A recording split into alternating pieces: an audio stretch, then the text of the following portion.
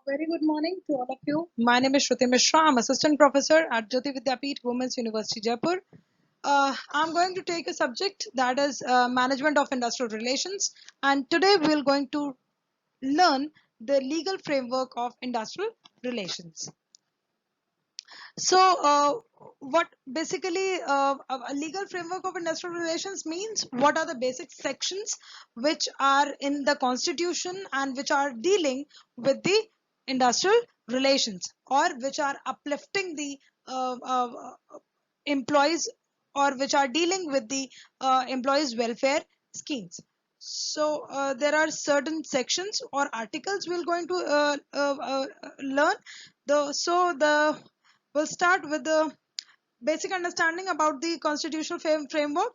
Labor is the concurrent list of the constitution. Labor is in the concurrent list of the constitution, on which the both the centers as well as the states have the power to make the laws. Article 254 has been enacted to clarify the position, normally as laid down in the clause 1 in case of any repugnancy between the union and the state legislation. The legislation of the union shall prevail 28 conceptual frameworks of the employment relations. Now, we'll start with what are the certain articles which are there in the constitutional framework and which deal with the industrial relations. So article 39, 41, 42 and 43 have a special relevance in the field of the industrial relations legislation and adjudication. In fact, they are the important one in the industrial jurisprudence. Now, let's talk about the article 39. So there are basically four articles which deal in the industrial relations in the constitutional framework under the boundary of the constitutional framework. So first of all, we're going to discuss article 39. So article 39, the basic philosophy of the idealistic socialism, which is in enshrined in the preamble of the constitution. It provides a motivation force to the directive principles by laying down that the state shall direct its policies towards the equal pay for both men and women. Now, when we know there are certain directive principles in the constitutional framework. So one principle that says there should be equality, the right of equality. So now in article 39 deals with the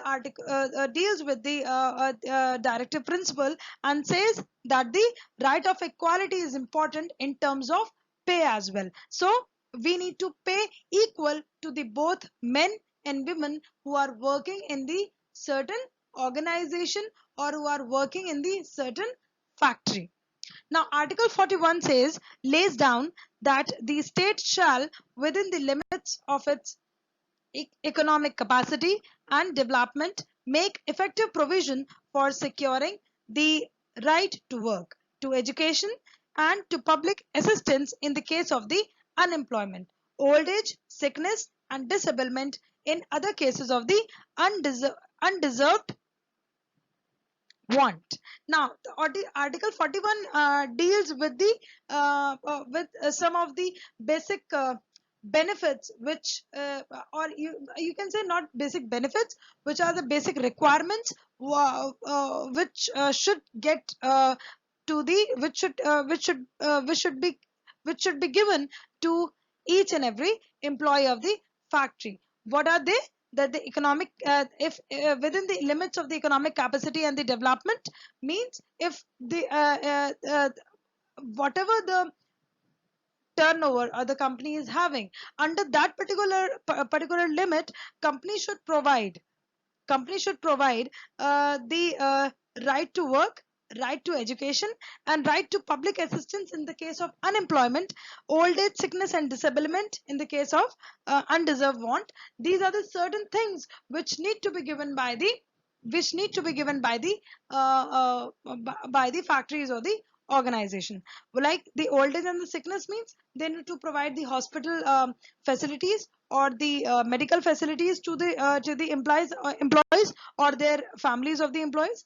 And right to education to their children, and the public assistance in the case of unemployment, if there is any kind of unemployment is there, or the person who got sick, or working in the organization or working in the factory and got sick and couldn't able to work, so that person should also get the assistance from the company or the factory only, that where what are the other means from where he can get the money, or from where he can work and get the money, or from where he can earn the money, can basically can say.